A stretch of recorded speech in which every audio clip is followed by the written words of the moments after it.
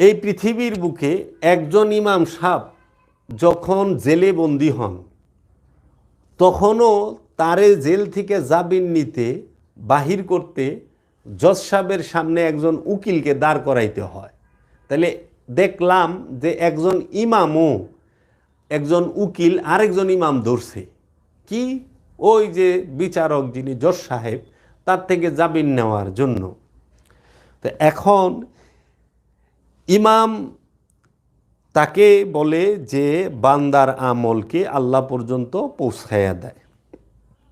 তাই আমরা দেখতে পাই কিয়ামত, হাসর নাসর, হিসাব কিতাব, সাজা জাজা, এই সম্পর্কে এগুলোর সম্পর্ক নবীর সাথে নাই। নবী কিয়ামতের মুখোমুখি হয় না, হবে না। আর কিয়ামত দিবসে আমাদের যে হাসরের ময়দানে আমাদের সাথে থাকবে ইমাম, কারণ কিয়ামত, হাসর নাসর, হিসাব কিতাব, সাজা জাজা, এর সম্পর্কই নবীর সাথে নাই। এগুলোর কোনোটার সম্পর্ক নবীর সাথে নাই, আছে ইমামের সাথে, যিনি নফসের ইমাম, যিনি প্রত্যেকটা ব্যক্তির ইমাম। তাই আমরা দেখতে পাই আমি কিয়ামতের দিন সকল মানুষকে তার ইমামের সাথে ডাকব।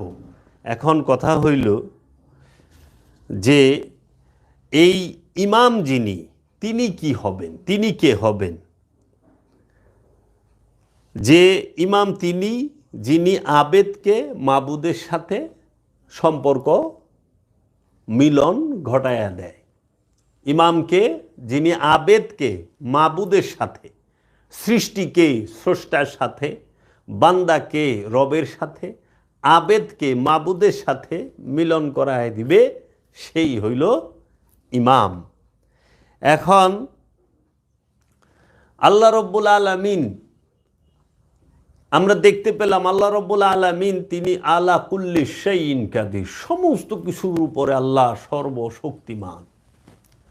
সেই আল্লাহ রব্বুল আলামিন সর্বশক্তিমান হয়েও আল্লাহ রব্বুল আলামিনের বাণী আল কোরআন, আল্লাহর আসমানি কেতাব, এই কেতাবকে, কোরআনকে, ফুরকানকে এবং এই জান্নাত জাহান্নামের যে সংবাদ, সেগুলোকে আমাদের কাছে পৌঁছাবার জন্য যিনি আলা কুল্লি শাইইন কাদির, তিনিও একজন মাধ্যম, উসিলা, মিডিয়া, উকিল গ্রহণ করলেন। একজন উম্মি, একজন মাসুমকে তিনি মাধ্যম হিসাবে গ্রহণ করলেন। মাসুমকে ছাড়া প্রত্যেকটা আল্লাহর নবী রসুল মাসুম, নিষ্পাপ, খান্নাসরূপী শয়তান মুক্ত, আজীবন মাসুম। এই আজীবন মাসুম আল্লাহর নবী রসুলগণ, তাহাদেরকে আল্লাহ রব্বুল আলামিন সর্বশক্তিমান আলা কুল্লি শাইইন কাদির হওয়া সত্ত্বেও আল্লাহ কি করলেন? আল্লাহর বাণী পাঠানোর জন্য মাসুমকে উসিলা গ্রহণ করলেন। আল্লাহ রব্বুল আলামিন মাসুমকে ছাড়া নিজের বাণী, নিজের আল্লাহ রবের কেতাব, রবের বাণী, রবের ফুরকান, রবের কোরআন, রবের শান মান জলওয়া, কোনো কিছুই আল্লাহ রব্বুল আলামিন তার মাসুম নবী রসুল ছাড়া আমাদের কাছে পাঠান নাই, সরাসরি পাঠান নাই। তো কাজেই আল্লাহ রব্বুল আলামিন সর্বশক্তিমান হইয়া মাসুমের উসিলা ছাড়া গুনাহগার বান্দা পর্যন্ত আসেন না। তাহলে আমরা কি বলতে পারি না যে এই 2 রাকাতের যারা নাকি মোল্লা, সে আমার ফেরকার হোক চাই অন্য ফেরকার হোক, সে কিভাবে বিনা উসিলা ছাড়া আল্লাহ পর্যন্ত পৌঁছাইবে? মাসুমের উসিলা ছাড়া সে কি আল্লাহ পর্যন্ত পৌঁছাইতে পারবে? কারণ আল্লাহ নিজে মাসুম নবী, মাসুম রসুল, মাসুম ছাড়া আল্লাহ রব্বুল আলামিন নিজে বান্দা পর্যন্ত আসলেন না, পৌঁছাইলেন না। আল্লাহকে পাইতে হইলে রসুলের অনুসরণ করতে হবে, আল্লাহকে মহব্বত করতে হইলে রসুলের ইত্তেবা করতে হবে, অনুসরণ করতে হবে, রসুলের মহব্বত করতে হবে জরুরি। আল্লাহকে মহব্বত করতে চাইলে রসুলের উপর ঈমান আনতে হবে, রসুল যাহা বলে তাহা করতে হবে, রসুল যাহা নিষেধ করছে তাহা বর্জন করতে হবে। আর আমাদেরকে আজকে যে এই সমস্ত মোল্লা মুন্সিরা, সেটা আমাদের কিংবা ভিন্ন যে কোনো ফেরকার হোক, তাহারা যে বলে যে আল্লাহ রব্বুল আলামিনকে পাইতে কোনো মাধ্যম, কোনো মাসুম, কোনো নবী রসুল অলি আল্লাহর প্রয়োজন নাই, সরাসরি ডাকেন, সঙ্গে সঙ্গেই আল্লাহ রব্বুল আলামিন আপনার ডাক শুনবেন। তাহলে আমার ক্ষুদ্র জ্ঞানে প্রশ্ন যে আল্লাহ যদি সরাসরি শুনে, আবার একটি আয়াতও বলে, আল্লাহ বলছেন ওয়াকালা রব্বুকুম উদুনি আস্তাজিব লাকুম, সুতরাং তোমাদের রব বলিলেন তোমরা আমাকে একা ডাকো, আমরা সঙ্গে সঙ্গে তোমাদেরকে জবাব দেব আমি। তাহলে আল্লাহ বললেন তুমি আমাকে একা ডাকো, ওইখানে ওনারা বললেন না ভাই আল্লাহকে সরাসরি ডাকেন, আল্লাহ জবাব দেবে।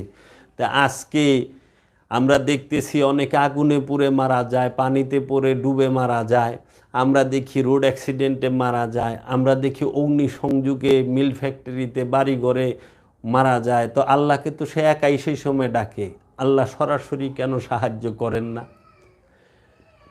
এই যে বন্যা গেল, কেন আল্লাহ সরাসরি সহযোগিতা করলেন না? আপনারা সবাই এসে আপন প্রতিবেশী, আত্মীয় স্বজন, দেশবাসীর কাছে সাহায্যের হাত বাড়াইলেন, আন্তর্জাতিক মহলের কাছেও সাহায্যের হাত বাড়াইলেন। এই যে রোহিঙ্গারা, লক্ষ লক্ষ রোহিঙ্গা বাংলাদেশে ডুইকা বৈশা রয়েছে, এই রোহিঙ্গাদের খাওয়া দাওয়ার বেলায় এরা কেন বলে না, সবাই তো মুসলমান, জাল্লা আমগো আসমানের থেকে চালের বস্তা, ডালের বস্তা, তেলের গেলান, আমগো লেগে খেতা বালিশ, কম্বল, ঔষধ, বিস্কুট, চা পাতা, চিনি সব ফালাও ধাপুর দুপুর ফেরেস্তা দিয়া আনালে ফেরেস্তা দিয়া আনো। তা তো কেউ বললেন না, কোনো মৌলানা সাহেবও বললেন না, সরাসরি আল্লাহর কাছে চান, আল্লাহ দেবেন। অনেকে বলে যে এই খাজা বাবার কাছে, কোনো খাজা বাবার কাছে চাওয়া যাবে, কয় না। কোনো পীরের কাছে চাওয়া যাবে, কয় না। কোনো ব্যক্তির কাছে চাওয়া যাবে না, শিরিক বেদাত নাজায়েজ হারাম। কেন অলির কাছে চাইবেন না? খাজা কিছু দিতে পারে না? কতটি মূর্খ দর্শক আছে, কয় না, ঠিক বলেছে কিনা বলেন, কয় ঠিক। আসলেও তো বুঝে না যে এই যে কথাটা বলতেছে এ যে কত বড় বাটপার, ফক্কর, এইটা আমরা কথার মার পেছে কৌশলে বুঝতে পারি না। তারা আমাদের কি শিখাচ্ছে? এই রোহিঙ্গাদের চাল ডাল তেল আলু পেঁয়াজ আদা রসুন যা কিছু লাগে, ঔষধপত্র, চিনি চাপাতা, খেতা কম্বল যা কিছু লাগে, এখন বলতেছেন বাংলাদেশ সরকার আপনি দেন।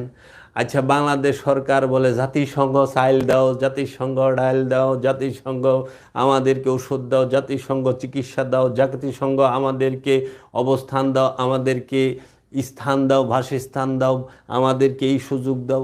তাহলে এই ইউরোপ আমেরিকা, এই পৃথিবীর বড় বড় ইহুদি খ্রিস্টানদের কাছে যে আপনারা সবাই চাচ্ছেন, এবং কিছুদিন আগে নোয়াখালীতে বন্যা হইল, এই বন্যার মধ্যে সবাই বাসে ট্রেনে সবখানে চাইছেন, তখন তো কেউ বলেন নাই শিরক। একজন মৌলানা সাহেব বললেন না, এগুলো করেন না, জাতিসংঘে চাওয়া যাবে না, এই যে আমেরিকার বুশ, ট্রাম্প এদের কাছে চাওয়া যাবে না, বাইডেনের কাছে চাওয়া যাবে না, এগুলা চাওয়া শিরক বেদাত হারাম নাজায়েজ, আল্লাহর কাছে চান। একজনও হয় নাই।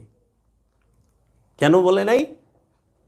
তখন ঠিকই মানুষের কাছে যায়, তাদের যখন টাকার প্রয়োজন হয় তখন তারা মানুষের কাছে চাইব। তো যখন এখন কাইটে গেছে, ডাক্তারে যায়, ডাক্তার আমারে বাঁচান, আমারে বাঁচান, রোগ হইছে, তখন তো আল্লাহর কাছে কেউই যায় না, ডাক্তারের কাছেই যায়। তো উসিলা মানতে হবে। এখন দেখেন জাতিসংঘ, এটা ইহুদিরা প্রতিষ্ঠিত করছে। জাতিসংঘের প্রতিষ্ঠাতা নাম ডাগ হ্যামারশোল্ড, জন ফস্টার ডালেস, উইলিয়াম কেচি, এরা জাতিসংঘের প্রতিষ্ঠাতা। ইহুদি খ্রিস্টানের কাছে চাইতে আপনাদের শিরক বেদাত নাজায়েজ কিচ্ছু হয় না, কিন্তু বৌদ্ধদের কাছে চাইতে হিন্দুদের কাছে চাইতে, অন্য কারো কাছে চাইতে আপনাদের কোনো অসুবিধা নাই, কিন্তু বান্দা নেওয়াজ আল্লাহর অলিয়ে কামেলদের কাছে চাইতে আপনাদের খুব কষ্ট। এবং ফতুয়ার মিসাইল, ফতুয়ার বোমা আমাদের সমাজে ফেলে দেওয়া হয়, কিন্তু আল্লাহ কইতেছে আমি ইমাম সহ তোমাদেরকে ডাকবো। ইমাম মানে কি? নেতা, নিয়ত এবং কর্মের সম্মুখে যিনি থাকে। এখন কথা হইল যে আপনি এই ইমামকে অনুসরণ করবেন, কারণ ইমামের সাথে কিয়ামতের সম্পর্ক, ইমামের সাথে হাসরের সম্পর্ক, ইমামের সাথে নসরের সম্পর্ক, ইমামের সাথে জাযা এবং সাজা, হিসাব কিতাব সব কিছুর সম্পর্ক। এখন ইমাম কি চিনতে পেরেছেন আপনার ইমামকে? আল্লাহ স্পষ্ট কোরআনে সূরা বনী ইসরাইলে বলে থুইছে, ইয়াউমান নাদউ উনাসিম বিইমামিহিম। ইমাম কি করে আর নবী কি? নবী আসে দিন নিয়া, রসুল আসে দিন নিয়া। মাযহাব, ইমাম হয় মাযহাবের, ইমাম হয় ফেরকার, আর নবী হয় দিনের, রসুল হয় দিনের। এই জন্য এই দিনে পৌঁছানোর জন্য নবী পর্যন্ত পৌঁছায় দেওয়া হইল ইমামের কাজ। মাযহাব এবং ফেরকা, এই দেখেন না আমাদের চারটা মাযহাব, চার মাযহাবের চারজন ইমাম আছে। কি? মালিকি, হানাফি, শাফি, মালিকি, হাম্বলি, চার মাযহাবের চার ইমাম। এই মাযহাব মানে কি? দল, ফেরকা, গুরু। এই প্রত্যেক দলের ফেরকার একজন ইমাম আছে। এই ইমামের কাজ কি? এই মাযহাবের লোককে দিন পর্যন্ত, রসুল পর্যন্ত পৌঁছাই দিব, নবী পর্যন্ত পৌঁছাইব। নবী পর্যন্ত পৌঁছানো, রব পর্যন্ত পৌঁছানো হইল ইমামের কাজ। এখন যেই ইমামের রসুলের সাথে, রবের সাথে কোনো যোগাযোগ নাই, তার অনুসরণ, তার পিছে ইবাদত কইরা জীবনটাই তো শেষ হয়ে যাব, লাস্টে ফলাফল আসবে জিরো। এর জন্য আপনারা যদি খেয়াল করেন যে কিয়ামতের দিন প্রত্যেক মানুষ এবং কওমকে আপন ইমামের সাথে ডাকবেন আল্লাহ রব্বুল আলামিন। নবীর সাথে যাবে না, ইমামের সাথে যাবে না। কোথায়? হাসরের মাঠে যাইব। নবীর সাথে যাবে না, ইমামের সাথে যাবে হাসরের মাঠে। এই কারণে যে নবী তো দিন নিয়ে আসে আর ইমাম ফেরকা বানায়। নবী ফেরকার হয় না, নবী দিনের হয়। দিনের নবী, দিনের রসুল, রসুলের দিন, নবীর দিন। তাই ফেরকার হয় ইমাম।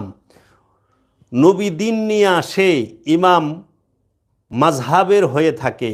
মাযহাব তো সেই রাস্তা যে দিন পর্যন্ত পৌঁছায় দেয়। মাযহাব কারে কয়? মাযহাবকে কি বলা হয়?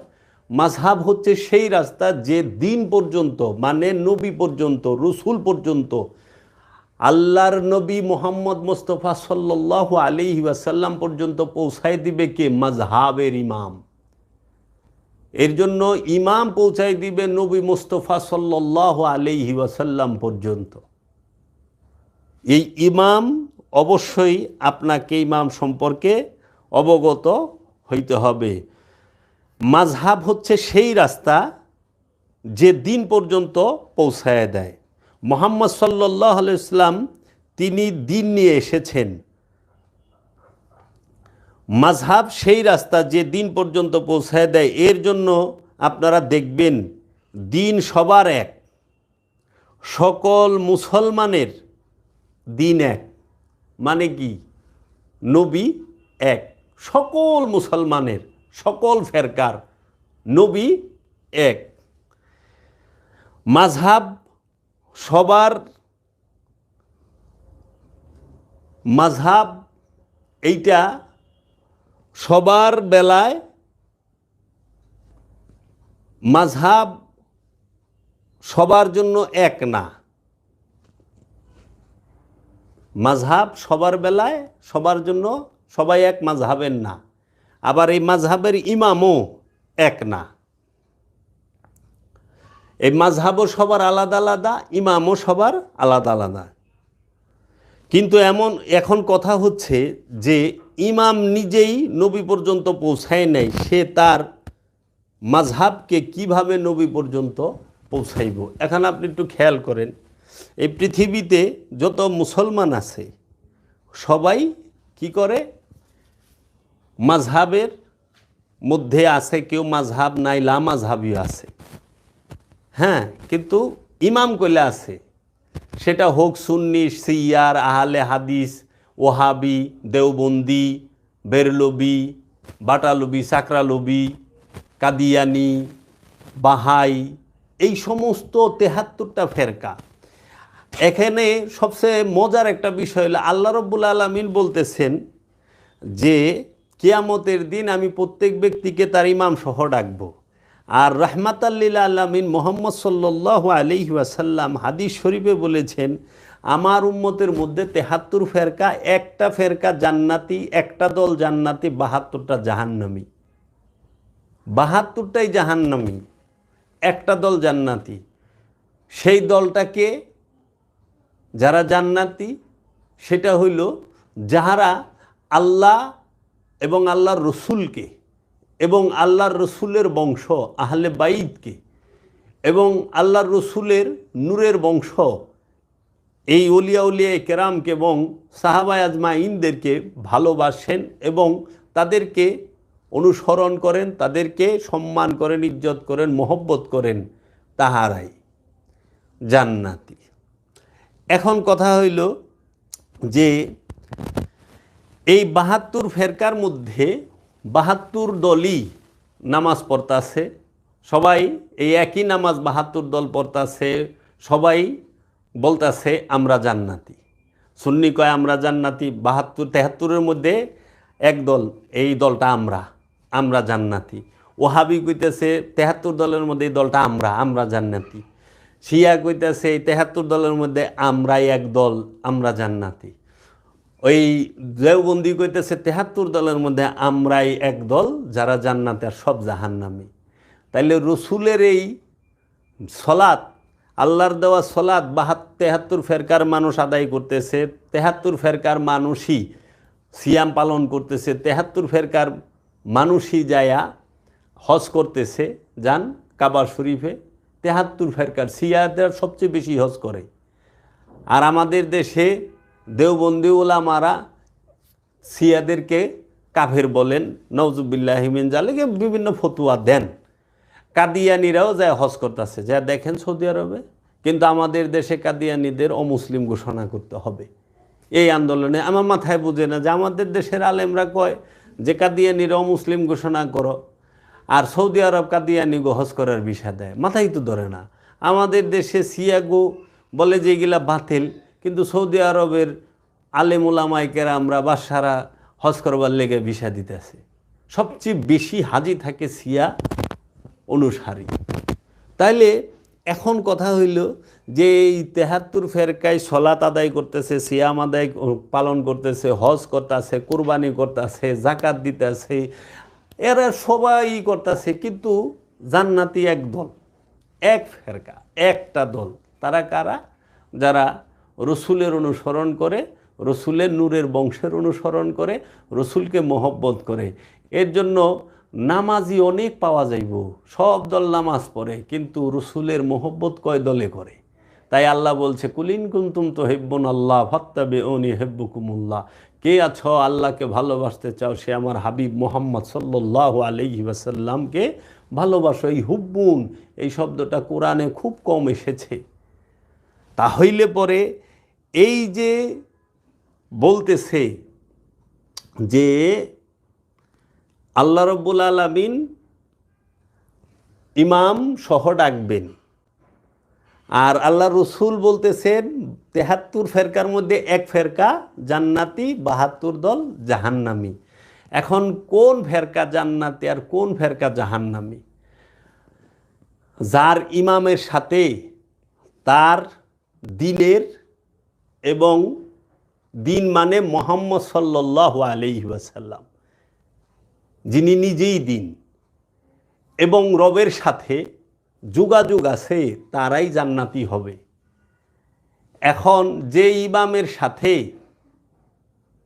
রবের এবং দিনের কোনো সম্পর্ক নাই, যোগাযোগ নাই, মহব্বত নাই, কিন্তু এবাদত বন্দিগি দিয়া বুঝাই, আমল দিয়া বুঝাই, সে কখনোই জান্নাতি হইতে পারবে না।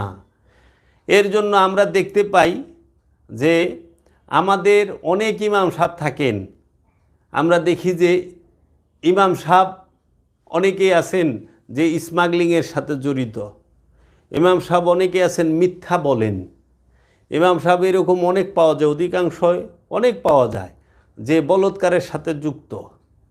ইমাম সাহেব অনেক আছেন যাহারা মানুষকে হত্যার সাথে, দাঙ্গা ফাসাদের সাথে জড়িত। এই যে ইদানিংকালে আমরা দেখতেছি আমাদের সমাজের অধিকাংশ ওহাবি ইমাম সাহেবরা মাজার শরীফ ভাঙতাছেন, বিভিন্ন দরবারে হামলা করতেছেন, খানকা ভাঙচুর করতেছেন, কিংবা কোনো মানুষকে তাহারা বেধড়ক মারধর করতেছেন।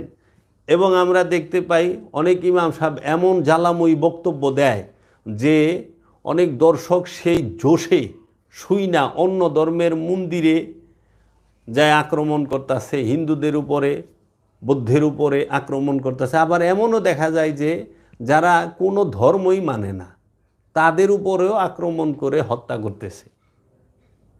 তাহলে আমরা দেখলাম মাওলানা ফারুকী সাহেবকে জবাই করে হত্যা করেছে এই ধর্মের দোহাই দিয়া। তো কাজেই এই যে যার ইমাম খুনি হয় তার এই অনুসারীর অবস্থা কি, সে কিভাবে দিন পর্যন্ত পৌঁছাইব?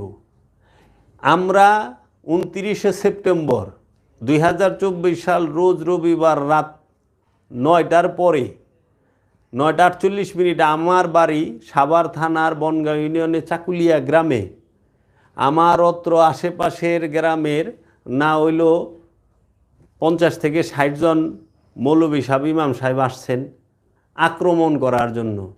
আমার বাড়ি ঘরে এমনভাবে আক্রমণ করছে যার মধ্যে শিশু, নারী, বৃদ্ধ তারা রক্তাক্ত হয়েছেন এবং আমার ভাই বোন পরিবারের সবাই রক্তাক্ত হয়েছেন এবং আমাদের বাড়িঘর ভাঙচুর করেছেন। 30 তারিখে সমস্ত কিছু লুট করছেন, একটা খড়ি কাটার দাও পর্যন্ত রাখে নাই।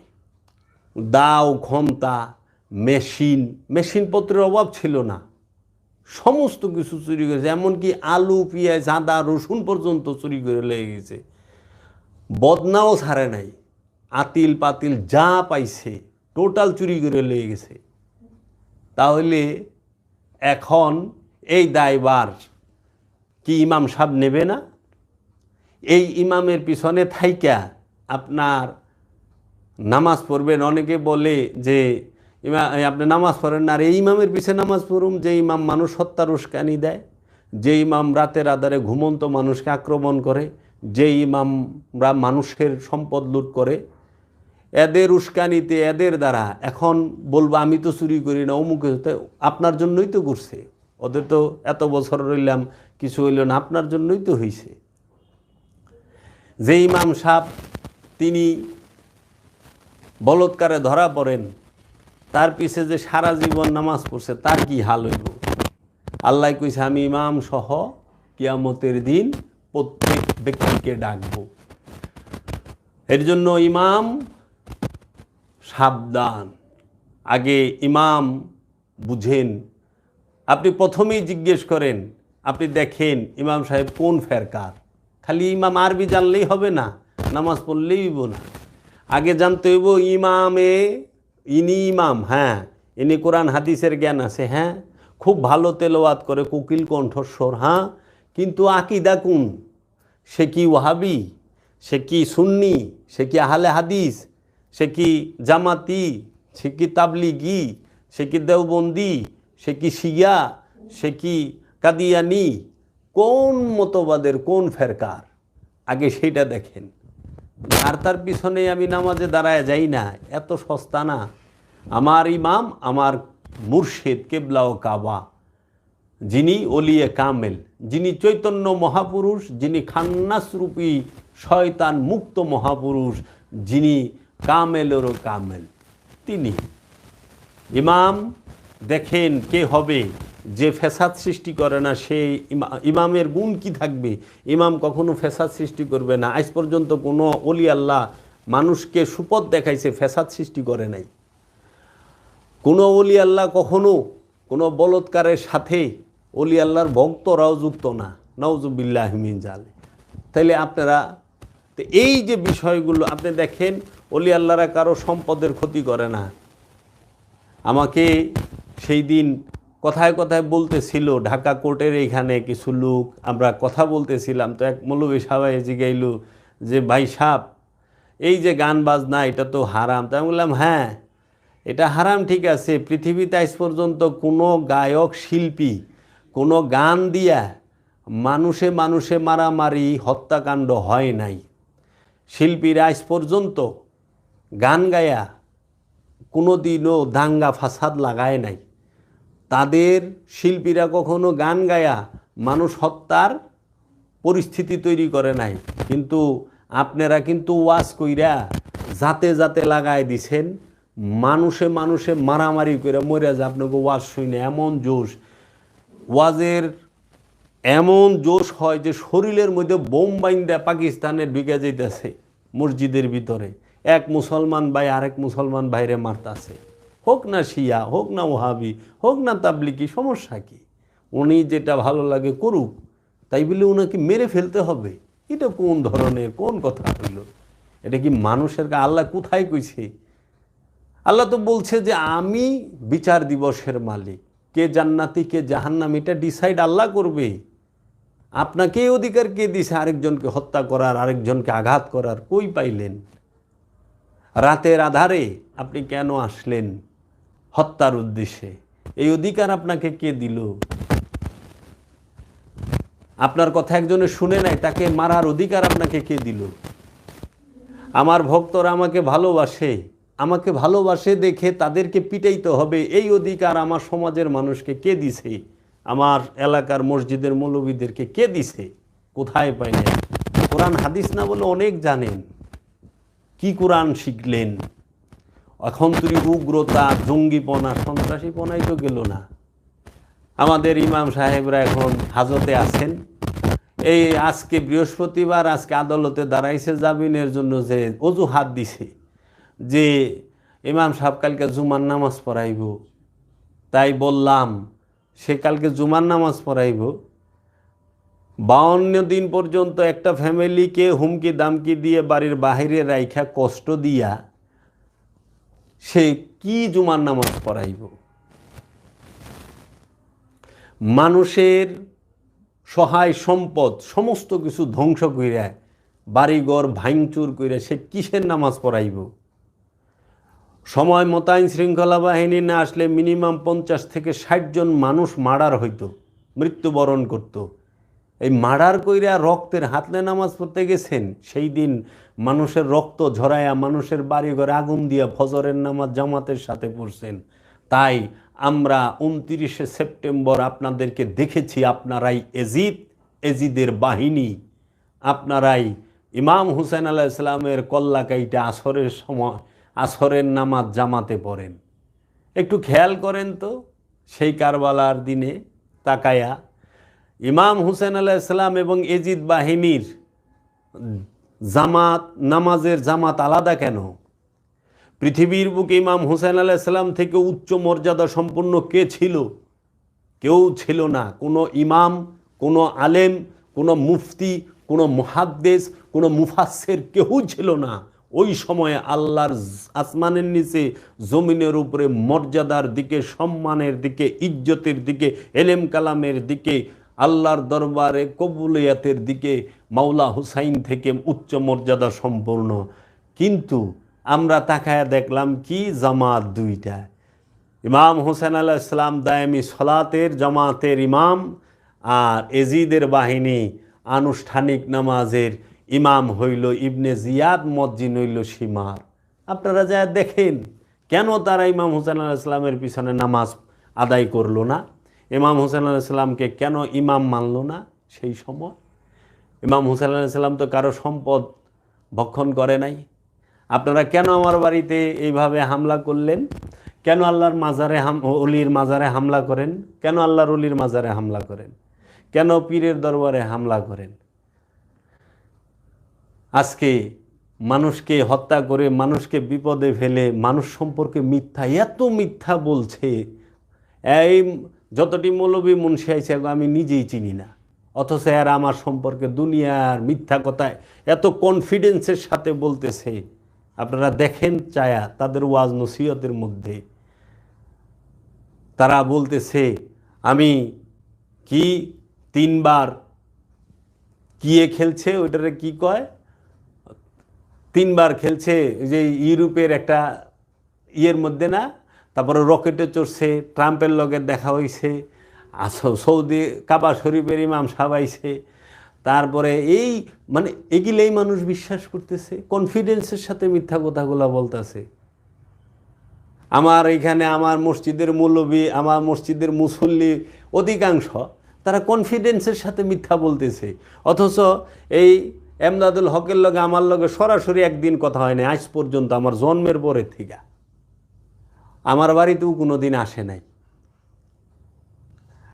আমার মসজিদের ইমাম, ওর লগে আমার কোনো দিন কথাবার্তা ওনার সাথে আমার হয় নাই। রে ইমাম আর এক পিছে যাইবার কয় আমাদেরকে, আসেন নামাজ পড়েন। আগে ইমাম তো মুসল্লি হওয়ার যোগ্যতা নাই, ইমাম হয়ে বৈশা রয়েছেন। খুনি ইমাম হয় না, বলৎকারী ইমাম হয় না, অত্যাচারী ইমাম হয় না, ফ্যাসাদ সৃষ্টিকারী ইমাম হয় না।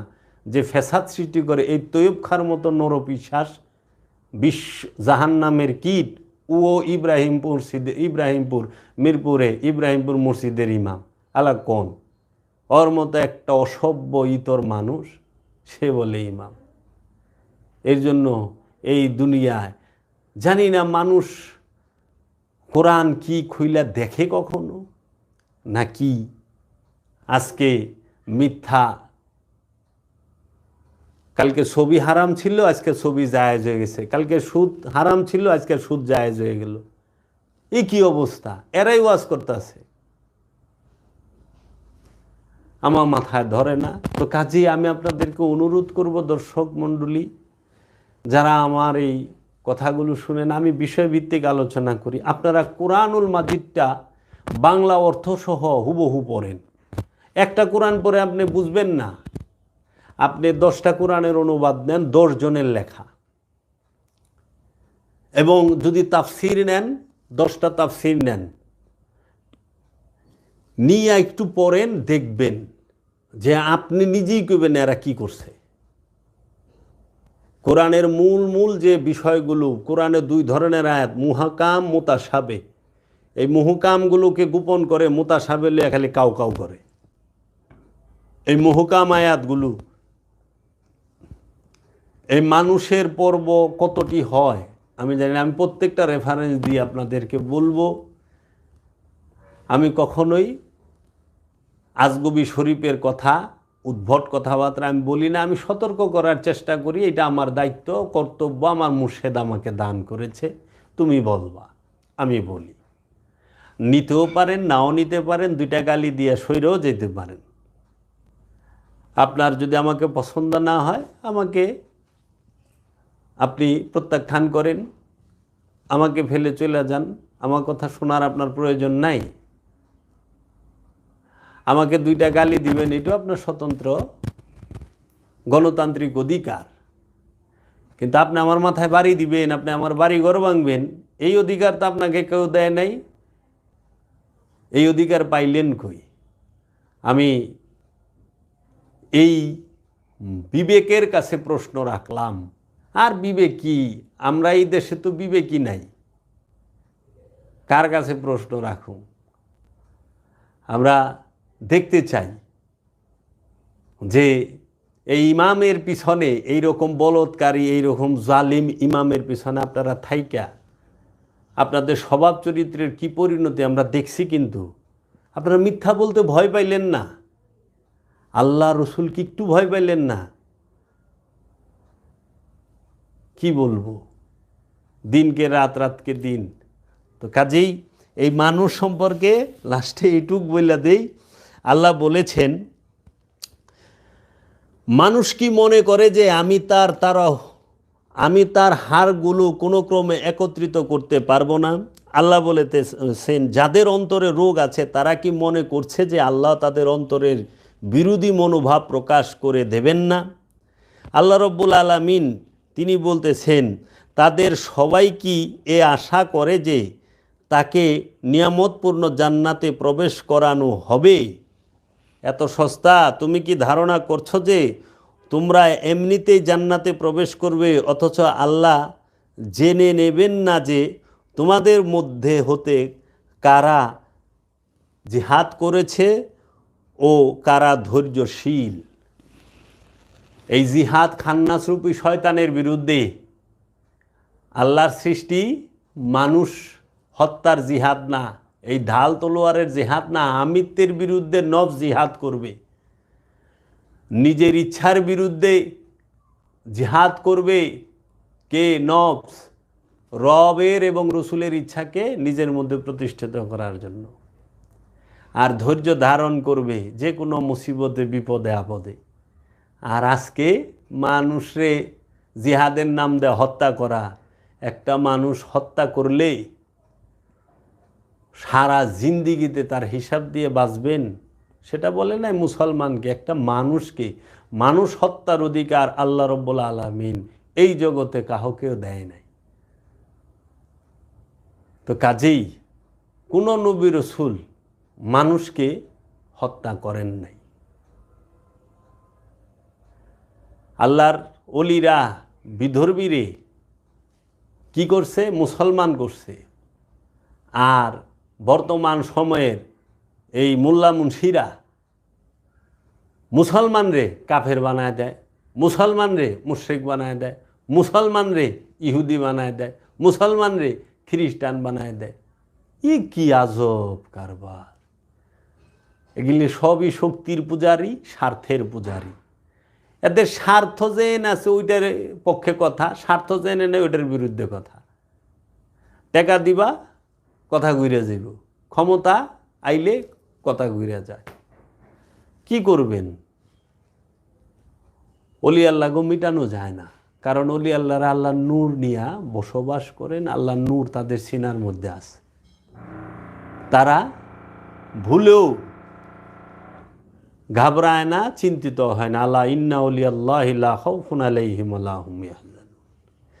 খবরদার, যারা আমার বন্ধু তাদের কোনো ভয় নাই, তারা চিন্তিতও না। আমি আপনাদের সামনে অনেকক্ষণই কথা বললাম। আপনারা একটু বিবেচনা করবেন যে ইমাম সম্পর্কে জানার চেষ্টা করেন, এবং এই যে নফস, রূহ, খান্নাস, ইমাম, নবী, রসুল, অলি, এই বিষয়গুলো কোরআন থেকে জানার, শেখার চেষ্টা করেন। এখন কোরআনের অনেক বাংলা অনুবাদ বের হয়েছে, আপনারা পড়েন। এই আজগবি শরীফের বয়ান আর এই হুজুর শরীফের বয়ান থেকে বের হন, সত্য জানেন, সত্যকে গ্রহণ করেন, সত্যকে মানেন, সত্যকে ধারণ করেন। আমাদের প্রত্যেকের সন্তানকে আমরা স্কুলে পাঠাই, বিজ্ঞান চর্চা শেখাই, এবং আমরা গুরুজনদেরকে ভক্তি ও শ্রদ্ধা করতে শেখাই, এবং মানুষে মানুষে ভালোবাসা, প্রেম প্রীতির, সৌহার্দ্যের শিক্ষা যেন আমরা আমাদের ছোট ছোট শিশু বাচ্চাকে, সন্তানকে দেই।